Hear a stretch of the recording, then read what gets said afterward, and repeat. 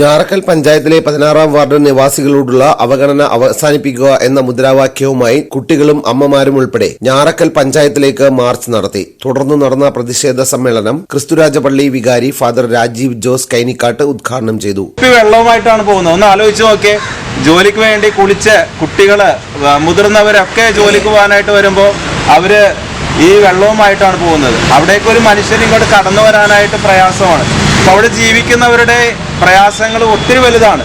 ചോദിക്കുമ്പോൾ ഇവർ പറയുന്നത് ഉള്ള ന്യായം കോൺട്രാക്ട് എടുക്കാനായിട്ട് ആരും വരുന്നില്ല, റോഡ് പണിയാനായിട്ടൊരു കോൺട്രാക്ട് ഇല്ല എന്നാണ്.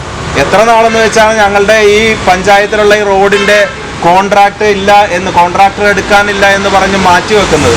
നിങ്ങൾ വകയിരുത്തിയിരിക്കുന്ന ആ തുക വെച്ച് അത് വെച്ച് ഉപയോഗിക്കുന്ന രീതിയിൽ ഒരു റോഡ് നിർമ്മിക്കാനായിട്ട് ഒരാളെ കിട്ടണമെന്ന് പറഞ്ഞാൽ ഈ പഞ്ചായത്തിൻ്റെ കെടുകാര്യസ്ഥതയും പിടിപ്പുകെടുമെന്നല്ലാതെ എന്താണ് പറയാനായിട്ട് സാധിക്കുക?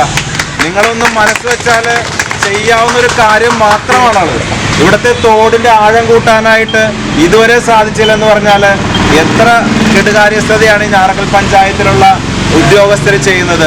ഉദ്യോഗസ്ഥർക്ക് വേണ്ടി ഞങ്ങൾ കണ്ണു തുറക്കുന്നതിന് വേണ്ടി പല രീതിയിലും ശ്രമിക്കുകയും ഒപ്പുശേഖരണം നടത്തുകയൊക്കെ ചെയ്തിട്ട് യാതൊന്നും അവർ അതിന് തയ്യാറാകുന്നില്ല. സമരങ്ങൾ നടത്തുന്നതനുസരിച്ച് നിങ്ങളുടെ റോഡ് വൈകിപ്പിക്കുമെന്നാണ് പല ഉദ്യോഗസ്ഥരും ഞങ്ങളോട് പറയുന്നത്. ഒന്ന് ആലോചിച്ച് നോക്കേ, ഞങ്ങളുടെ ആവശ്യങ്ങൾക്ക് വേണ്ടി ഒന്ന് മുറവിളിച്ചാൽ പറയുന്നത് നിങ്ങളിത് പറയുന്നത് കൊണ്ട് തന്നെ നിങ്ങളുടെ റോഡിൻ്റെ പണി ഞങ്ങൾ ദീർഘിപ്പിക്കുമെന്ന്. ഞങ്ങൾക്ക് പറയാനുള്ളത്, ഞങ്ങളുടെ ആരോട് എന്നാണ് പറയേണ്ടത്? പഞ്ചായത്തിലല്ലേ ഞങ്ങൾക്ക് പറയാൻ സാധിക്കും.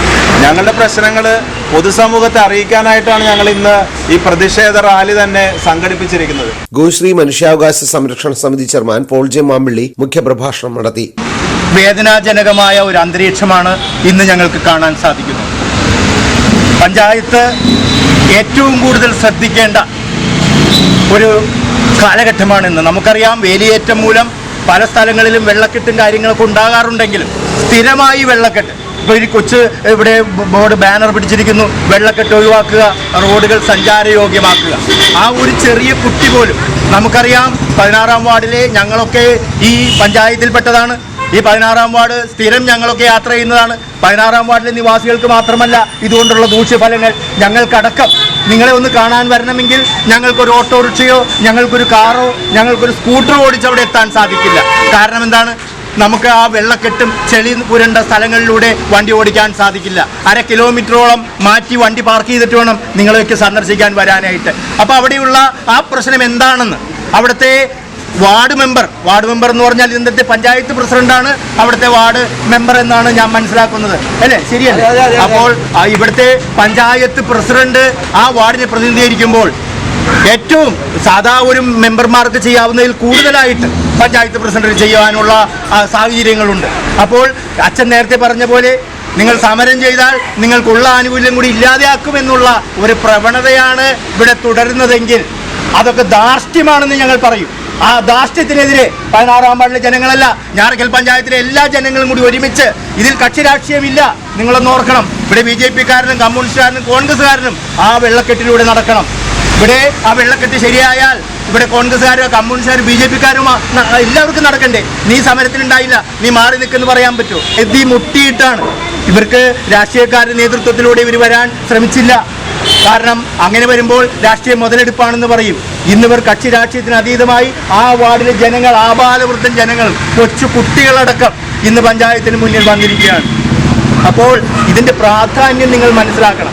ഇന്ന് എന്തുകൊണ്ട് ഇവരെല്ലാം ഈ പഞ്ചായത്തിലേക്ക് തൊഴിലുറപ്പിന് പോണവരുണ്ടാകാം, ഹരിതകർമ്മ സേനാംഗങ്ങളുണ്ടാകാം, പാവപ്പെട്ട എല്ലാ ആളുകളും ജോലി കളഞ്ഞുകൊണ്ട് മത്സ്യമേഖലയിൽ പണിയെടുക്കുന്നവരുണ്ടാകാം. അതെല്ലാം കളഞ്ഞുകൊണ്ട് അച്ഛൻ കാലത്തെ പള്ളിയിലെ പ്രാർത്ഥനകളെല്ലാം കഴിഞ്ഞ് അച്ഛനും അങ്ങനെ നമുക്ക് നാനാജാതി മതസ്ഥർ ഇവിടെ പങ്കെടുക്കുകയാണ്. അപ്പോൾ ഇതിൻ്റെ പ്രാധാന്യം നിങ്ങൾ ഇനിയെങ്കിലും മനസ്സിലാക്കുക. ഇനിയും വോട്ട് ചോദിച്ചൊക്കെ വരാൻ നിങ്ങൾ ഞങ്ങളുടെ മുമ്പിലേക്ക് തന്നെ വരും. ഏറ്റവും കൂടുതൽ വോട്ട് കിട്ടുന്ന സ്ഥലങ്ങളാണ് സാധാരണക്കാരുടെ അടുത്ത്. ഹൈ ലെവലിലുള്ള ആളുകളൊന്നും ചിലപ്പോൾ വോട്ട് ചെയ്തെന്ന് വരില്ല. പക്ഷേ ഈ സാധാരണക്കാരുടെ വോട്ട് കൊണ്ടാണ് നമ്മളൊക്കെ ഭരണത്തിൽ കയറുന്നതെന്ന് ഓർക്കണം.